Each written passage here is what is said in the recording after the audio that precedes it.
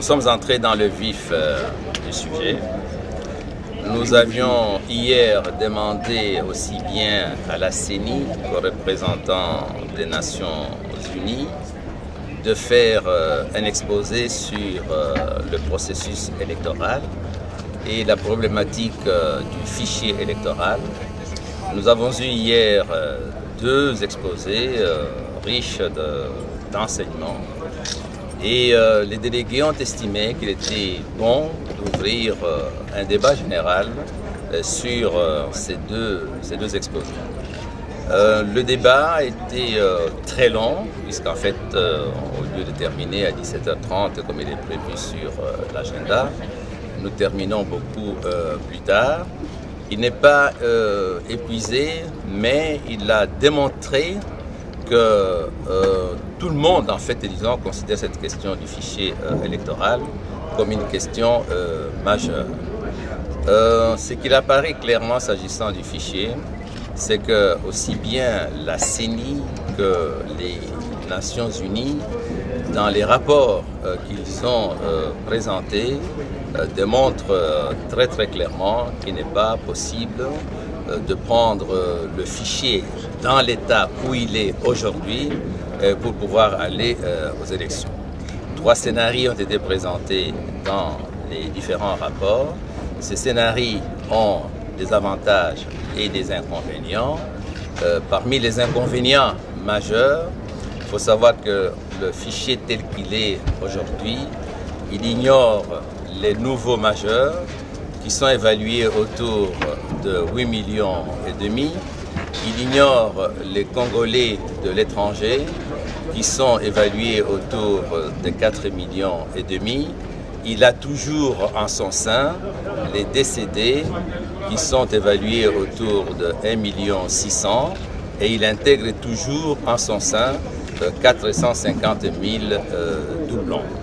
Nous allons poursuivre demain l'audition des différents autres exposés liés à la thématique des élections, c'est-à-dire nous allons entendre, après avoir suivi les auditions, les rapports qui ont été faits par la CENI et les Nations Unies, nous allons écouter demain l'Organisation internationale de la francophonie et d'autres agences qui ont travaillé sur la matière.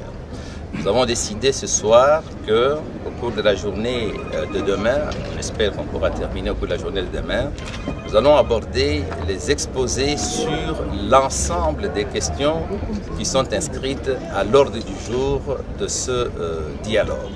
Écouter les différents rapports, écouter les différents intervenants sur ces rapports.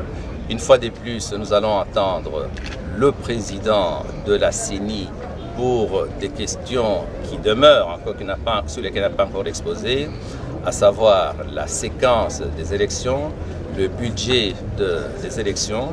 Nous allons entendre le vice-premier ministre et ministre de l'Intérieur et les généraux qui sont chargés de la sécurisation du processus électoral et de la sécurité des personnes et des biens sur l'ensemble du territoire.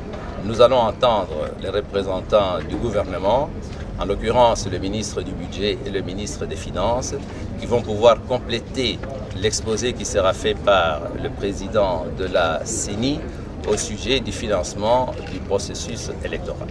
À l'issue de ces différents exposés, il y aura bien sûr des questions qui seront posées par les délégués, il y aura un débat général et nous avons conclu qu'à la fin de ce débat général, les délégués vont être répartis dans des groupes thématiques pour pouvoir approfondir les différents thèmes.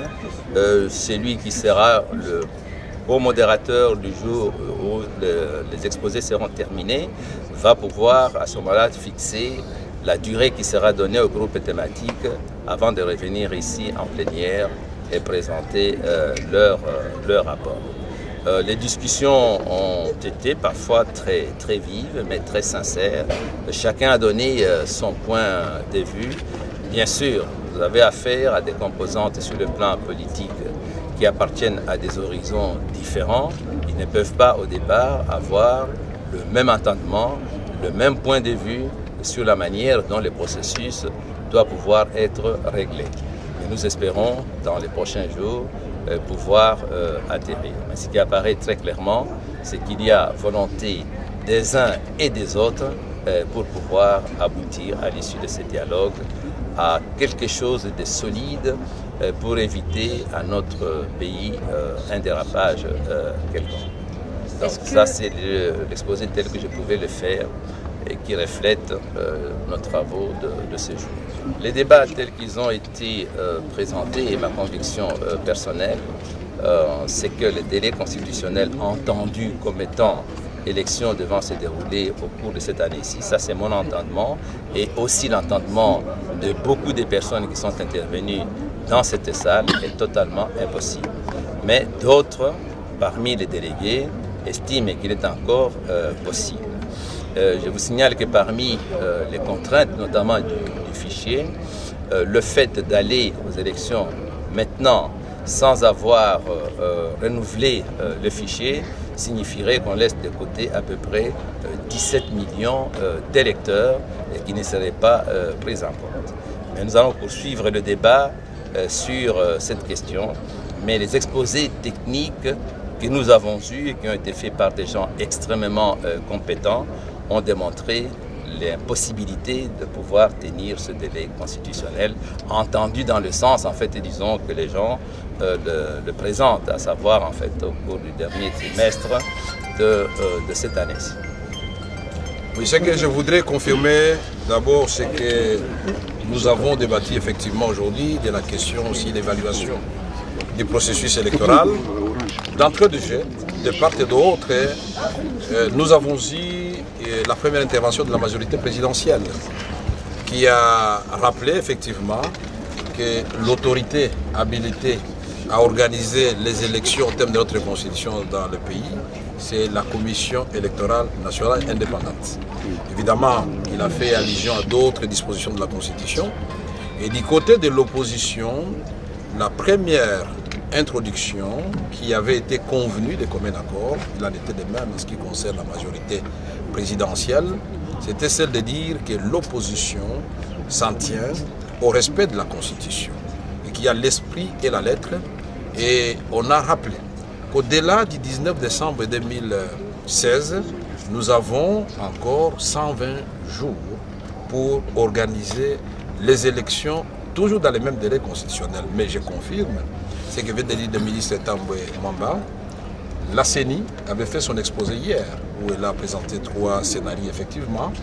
Les 3 scénarios ont été repris par les experts des Nations Unies et des États-Unis d'Amérique. Nous allons entendre aussi l'OIF demain, s'ils sont prêts. Nous allons même écouter NDI et d'autres experts, parce que la question est tellement importante que nous voulons toute la lumière sur cette question. Mais aujourd'hui, le ministre Tambwe Mwamba a oublié de le dire, et lui-même l'a affirmé, que personne n'est venu ici pour violer la Constitution. Personne n'est venu ici pour remettre en cause le principe de l'alternance au pouvoir. Personne n'est venu ici pour reprendre les débats que nous étions en train de faire avant de commencer le dialogue. Nous faisons le dialogue sous l'égide de notre Constitution et de la résolution 2277. Et ce que nous recherchons, c'est le consensus qui doit se constater par un accord politique. Quand on parle de l'accord politique, beaucoup de gens sourcillent et ils se disent mais qu'est-ce qui se passe? Mais pour aller aux élections, avec un fichier que la majorité qualifie de corrompu, l'opposition dit que ce fichier il est infecté d'un virus. La société civile dit qu'il est inapproprié. Mais il faut un accord que nous nous engageons tous d'aller aux élections malgré ça. Le deuxième scénario, la même chose. Et le troisième scénario, la même chose. Il faut un accord politique. Majorité, opposition politique et société civile. Et tel que les débats évoluent, nous pensons que c'est des chocs des idées qui va jaillir la lumière. Ce n'était pas facile aujourd'hui. Mon collègue le ministre Tambwe Mwamba n'a pas eu la tâche facile, mais il a mené le débat avec beaucoup de doigté. Et nous devons encourager les gens à s'exprimer davantage. C'est pourquoi nous avons estimé que compte tenu de l'importance de la question, il ne faut rien éluder, il ne faut rien omettre. Les débats continuent demain jusqu'à ce qu'on termine toutes les questions inscrites effectivement aux 4 romains de notre feuille de route de la commission préparatoire. Donc, Demain, nous continuons le débat et nous vous remercions de transmettre fidèlement ce qui se passe ici parce que vous êtes les médias, donc les médiateurs entre nous et l'opinion.